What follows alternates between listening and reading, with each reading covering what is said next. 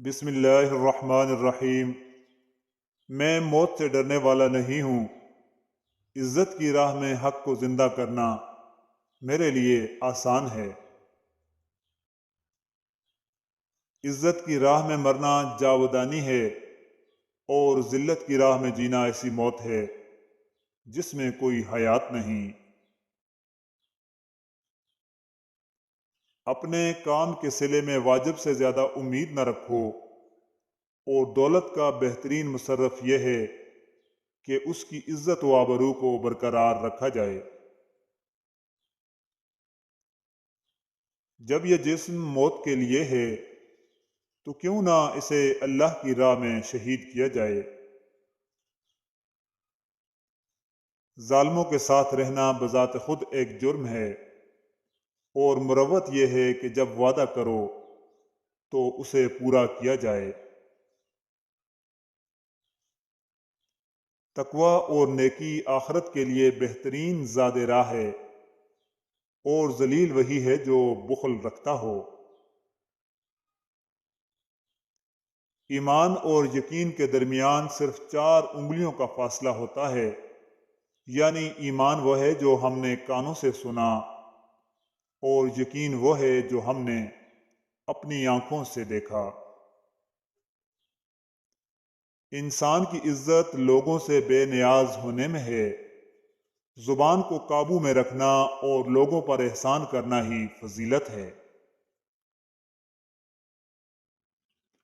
جو لوگ کسی چیز کی طلب کے لیے اللہ کی عبادت کرتے ہیں، ان کی عبادت تجارت والی ہے۔ جو لوگ کسی خوف کی وجہ سے عبادت کرتے ہیں، ان کی عبادت غلاموں والی ہے۔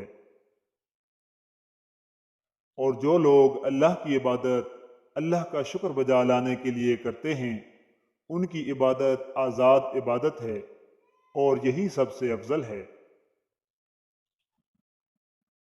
اگر دنیا میں انقلاب لانا چاہتے ہو تو تہذیب نفس کا آغاز خود سے کرو، دنیا خود ہی بدل جائے گی۔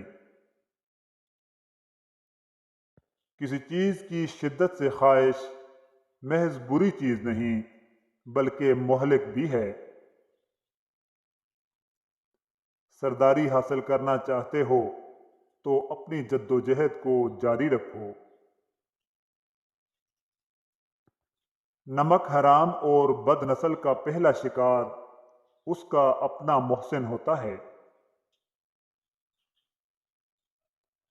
جس کا اللہ کے سوا کوئی مددگار نہ ہو، کبھی اس پر ظلم نہ کرنا، اور علم اور بردباری سیرت کو آراستہ کرتے ہیں۔ افضل ہے کل جہاں سے گھرانہ حسین کا، نبیوں کا تاجدار ہے نانا حسین کا۔ ایک پل کی تھی صرف حکومت یزید کی، صدیاں حسین کی ہیں زمانہ حسین کا۔